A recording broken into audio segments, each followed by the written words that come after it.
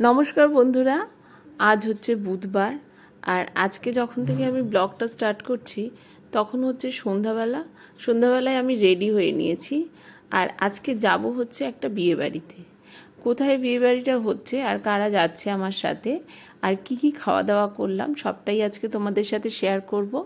তো আমি যে বিয়ে বাড়িতে যাচ্ছি সেটা আজকে রিসেপশন, সেটা আমার একটা দেওর হচ্ছে একটু দূর সম্পর্কের দেওর, সেই দেওরের রিসেপশানে যাচ্ছি। আর বিয়ে বাড়িতে আমার ছোটো মেয়েও দেখো রেডি হয়ে গেছে।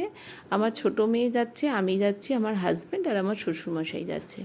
আমার বড় মেয়ে আজকে যাচ্ছে না, কারণ বড় মেয়ের পরীক্ষা এখনও এক্সাম শেষ হয়নি, তো ও স্টাডি করছে।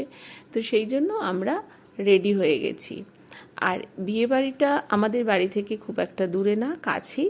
চলো একেবারে বিয়ে বাড়িতে গিয়ে দেখা হচ্ছে।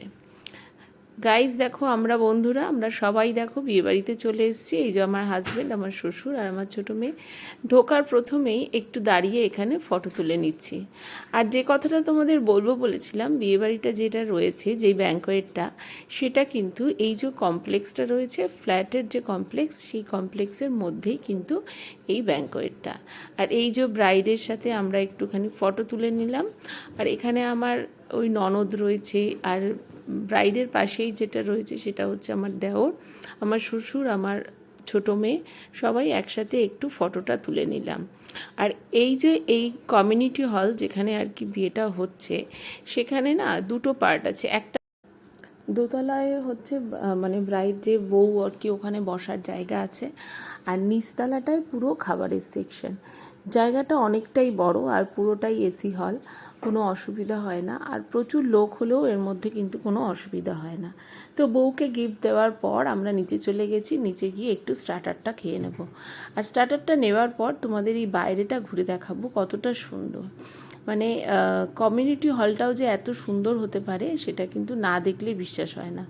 তো এখান থেকে আমরা এই যে আরও যে আত্মীয় স্বজন ছিল তাদের সাথে একটু মিট আপ করে নিলাম, নেওয়ার পরেই চলে গেছি নিচে, চলে গেলাম, লিফট আছে, লিফটে করে নিচে চলে গেছি, গিয়ে আমরা ওখান থেকে স্টার্টার নিয়ে নিয়েছি। স্টার্টারে ছিল পনির পকোড়া, তারপরে গার্লিক বেবিকর্ন, আর ছিল হচ্ছে ফিশ বল। এই টুকটাক স্টার্টার নিয়ে নিয়েছি, সাথে কফি ছিল, কোল্ড ড্রিঙ্কস ছিল, তো সেগুলো আমরা কেউ নিইনি। আর এদিকটা ছিল পুরো খাবারের ডিনারের সেকশনটা। তো এই স্টার্টারটা নিয়ে একটু বাইরে চলে এসেছি। বলেছিলাম না যে বাইরের গার্ডেনটাও কত সুন্দর। গার্ডেনটাতে না আরও অনেক ফুল থাকে। আমি আগেও এখানে এসেছি, আর তখন পুরো ফুলে ভর্তি ছিল। সেই সময় ভিডিও করা হয়নি, কিন্তু এখন এত গরম পড়ে গেছে যে অনেকটাই ফুল কমে গেছে। মানে গাছগুলো মরে যায় না, এই যে এগুলো তো সবই শীতের ফুল, সেগুলো মরে যায়। এরপরে আবার নতুন নতুন চারা এখানে বসায়। তো কিছু ফুল এখানে রয়েছে। আর বাইরেটা এতটা বড়, এতটা সুন্দর, মানে একটু এখানটায় খোলামেলা, যে এখানটায় অনেকেই এসে ফটো তুলছে। আমি, আমার ছোটো মেয়ে, তারপরে আমার হাজব্যান্ড, সবাই এখানে একটু ফটো তুলে নিলাম। আর ফটো টটো তুলে নেওয়ার পর আবার চলে গেছি মেন কোর্সে, কারণ আবার বাড়ি ফিরতে হবে। তো মেন কোর্সে প্রথমেই ছিল ফিশ কবিরাজি। তো ফিশ কবিরাজি যে প্লেটটাকে তোমাকে শেয়ার করছি তোমাদেরকে, তো সেটা হচ্ছে আমার ছোটো মেয়ের প্লেট। প্রথমে একটা ফিশ কবিরাজি দিয়েছিলাম, সেটা পুরোটা সে কমপ্লিট করতে পারলো না। তারপরে একটু দিয়ে দিয়েছি পোলাও আর 2 পিস মাটন।